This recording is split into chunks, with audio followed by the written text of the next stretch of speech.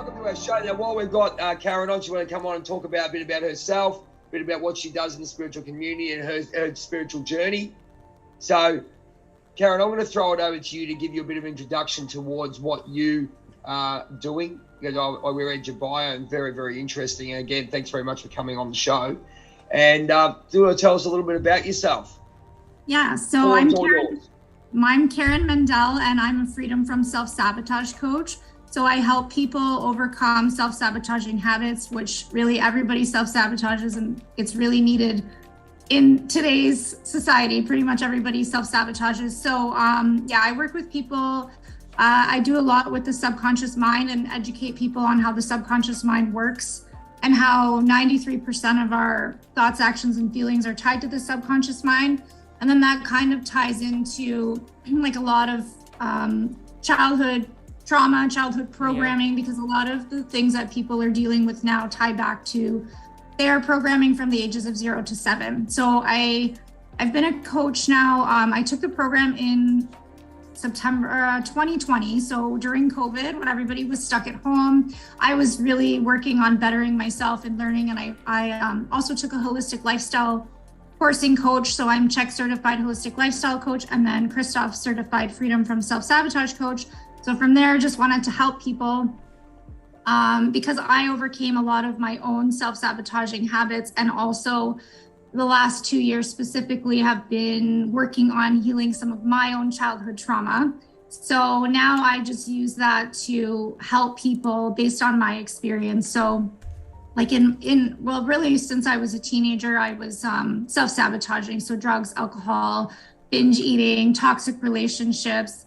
And it wasn't until probably a decade ago that I really started focusing, getting healthy, kind of having my awakening journey, which has now been a decade long and just constantly growing to get where I am now. So now on my journey, it's my time to kind of help other people get to where they need to be their best selves and to live their best life. I think that's really interesting that you do on self-sabotage, because that's probably a thing that pretty much everyone does, especially the way we're programmed and everything and the way our coping mechanisms are. And, I used to also be an addict myself, so I can relate to the self-sabotage thing a lot. So what do you think the biggest reason is? Like, I know you work with a lot of different people. Like, what do you think the biggest reason is that people self-sabotage? You think a lot of it's childhood trauma? You think that's a major reason? Or do you think they just have learned unhealthy coping skills, or just their subconscious, right? Like when you're used to that pattern and then you try to bring something new, like love, new relationship, or new money, something that's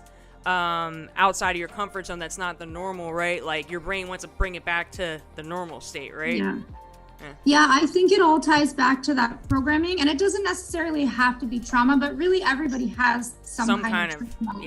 And it's not even like intentional. It's not even like a bad thing. Like, even if your parents did the best job, there's always going to be something that makes you the way that you are. So a lot of it has to do with that 0 to 7, which is the time that your subconscious mind is still in the theta state. That's more susceptible. But even like we are being doused with programming nonstop. So the TV, the radio, I mean, we saw with COVID, like stay home, stay safe, like all of that is programming us to think and feel a certain way. So it's everywhere, right? Even you see like sex is all over the place, and that's teaching people to be like addicted to porn and thinking that it's normal, and then they're getting into these habits, and then gambling, like it's being promoted, and then that affects people, and it gets into their subconscious mind. So it is from childhood, but even like in today's world with the TV, with the movies, with what's being promoted, they're always coming at us trying to make us live our worst life pretty much, right? Even like with the foods and trying to normalize like these unhealthy foods. So that's all programming us to think that it's okay to be mediocre and live kind of like the rest of the life. Like unworthiness, I think unworthiness. We're programmed to believe we're not worthy, whether it's from childhood, whether it's from the media. So the self-sabotage is bringing you back to, I'm not worthy enough to have this good thing, so I'm just going to go. Right, because there's so self-sabotage, there can be like,